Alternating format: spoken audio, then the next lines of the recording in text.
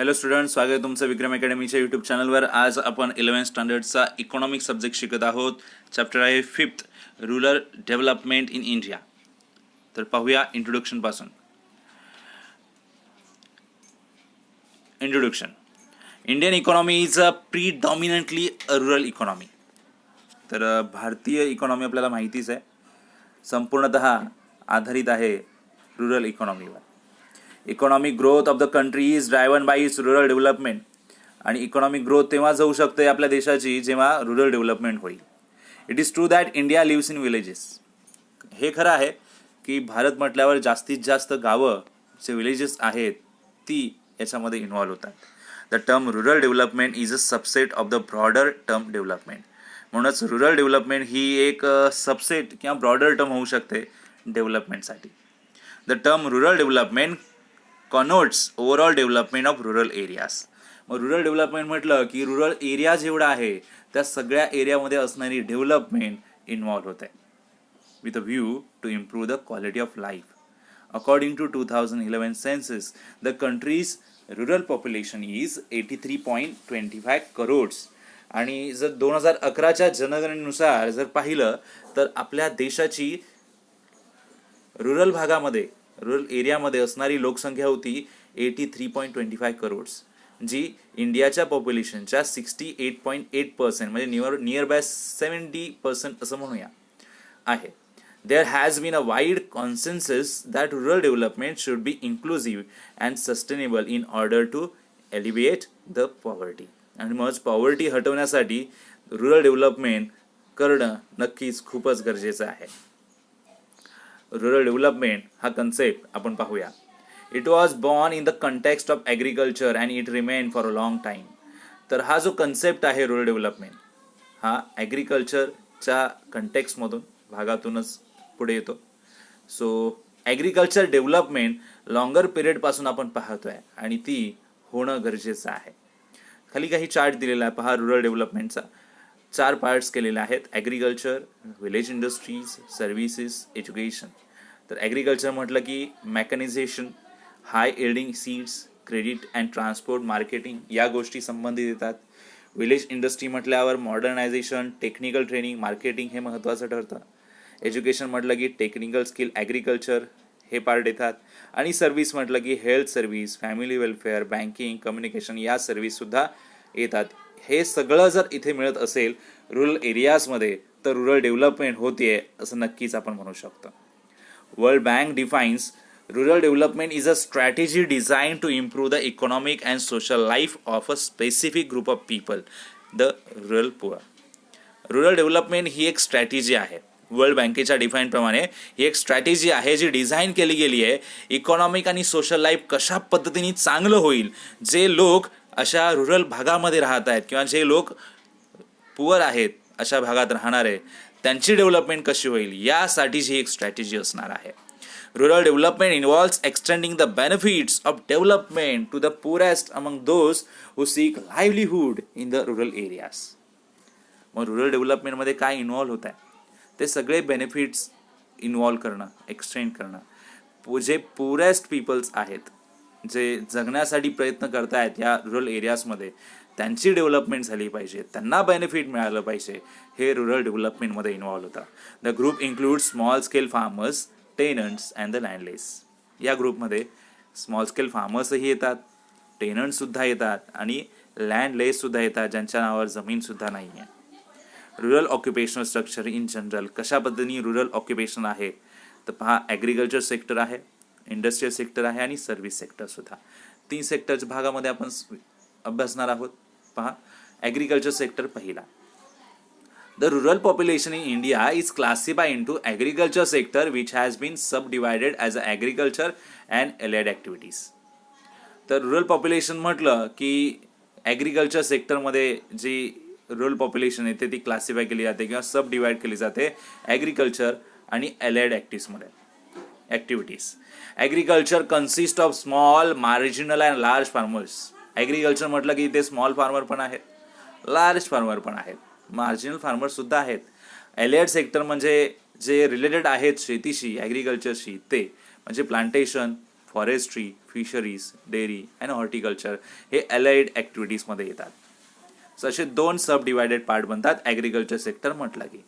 Industrial sector is defined as an economic activity concern with the processing of raw materials and manufacturing goods. Industrial sector म्हटलं की अशी ही sector आहे ज्याच्यामध्ये economic activity होते किंवा जे रॉ मटेरियल आपल्याला ॲग्रिकल्चरमधून मिळतात त्याच्यावर प्रोसेस होते आणि त्याच्यापासून मॅन्युफॅक्चर करून गुड्स नवीन नवीन बनवले जातात.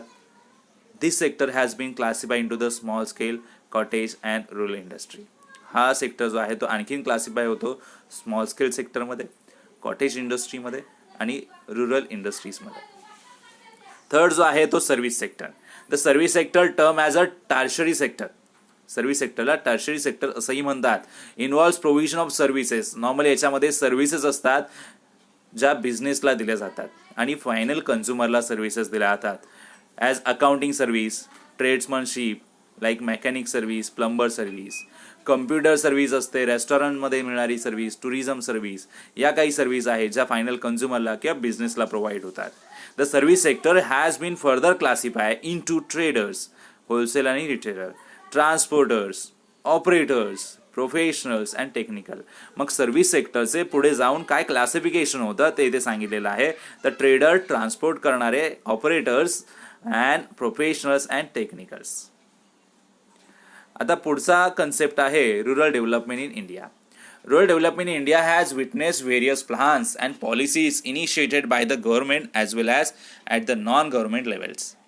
रुरल डेव्हलपमेंट म्हटलं इंडियामध्ये की खूप सारे असे व्हेरियस प्लान्स अँड पॉलिसीज गव्हर्नमेंटने आणलेले आहेत आणि ज्याच्यामार्फत रुरल एरियामध्ये डेव्हलपमेंट करण्याचा प्रयत्न केला जातोय.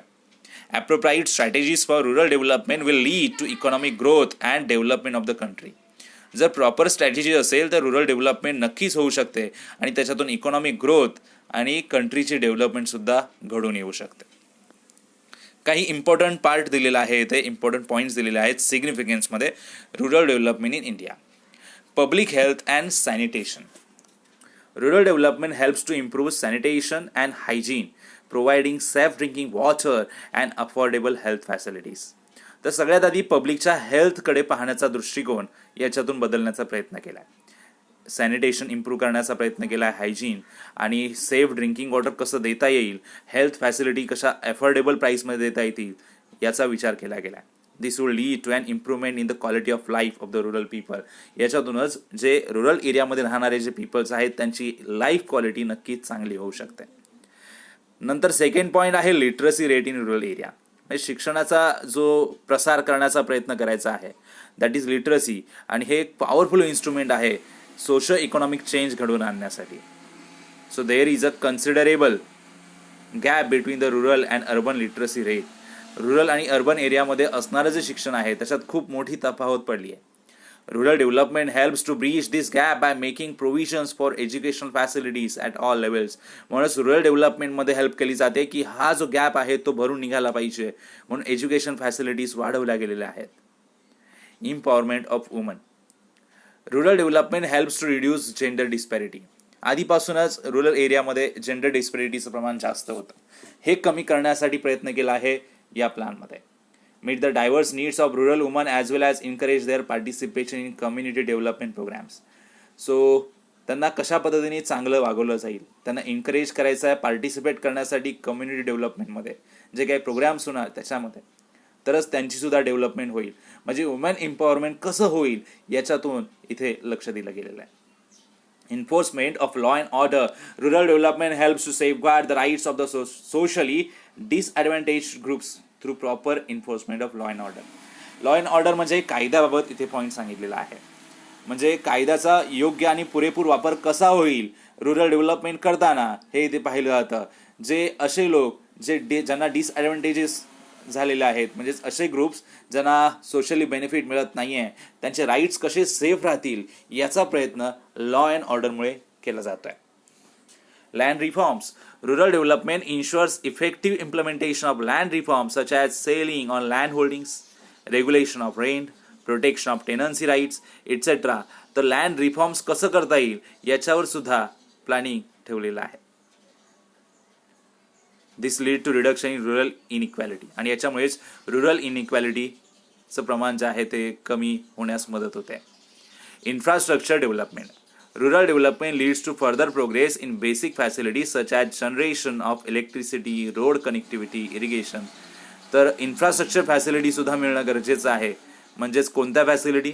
तर इलेक्ट्रिसिटी, रोड कनेक्शन्स, इरिगेशन्स या काही फॅसिलिटीसुद्धा मिळण्यासाठी रुरल डेव्हलपमेंटमध्ये योजना ठेवलेली आहे. Availability of credit. Rural development also facilitates the growth of financial institutions such as primary agriculture cooperative credit societies, regional rural banks, cooperative banks. तर ग्रामीण भागामध्ये सुद्धा चांगल्या प्रकारे डेव्हलपमेंट करण्यासाठी फायनान्शियल मदत कशी होईल यासाठी वेगवेगळ्या फायनान्शियल इन्स्टिट्यूशन मदत करतायत. त्या प्रोव्हाइड करतायत मनी क्रेडिटवर, जसे की कोऑपरेटिव्ह क्रेडिट सोसायटी आहे, रिजनल रुरल बँक्स आहेत, कोऑपरेटिव्ह बँक्स आहेत. अँड दिस इज विचार for providing subsidized credit facility to the farmers. तर फार्मर्सला क्रेडिट फॅसिलिटीसुद्धा मिळायला मदत होते याच्यातून. Eradication of poverty. Rural development leads to an increase in rural incomes and standard of living. This helps in the eradication of poverty. Rural development म्हटलं की त्यांचा इन्कम आणि स्टँडर्ड ऑफ लिव्हिंग कशी चांगली होईल याचा प्रयत्न असतो. म्हणजेच पॉवर्टी, गरिबी हटवण्यासाठी नक्कीच याच्यातून मदत होते. तर स्टुडंट्स, इथे या व्हिडिओमध्ये आपण एवढाच कन्सेप्ट पाहणार आहोत या धड्यामध्ये. आय होप तुम्हाला व्हिडिओ समजेल, कन्सेप्ट याच्यातले समजतील. काही शंका असेल, डाऊट्स असतील, तुम्ही नक्कीच कमेंट सेक्शनमध्ये मला सांगा, आपण त्याच्यावर डिस्कशन करूया. तर आपण या व्हिडिओमध्ये एवढेच कन्सेप्ट घेऊन थांबत आहोत. आता आपण असंच भेटूया पुढच्या व्हिडिओमध्ये. तोपर्यंत गुड बाय, टेक केअर.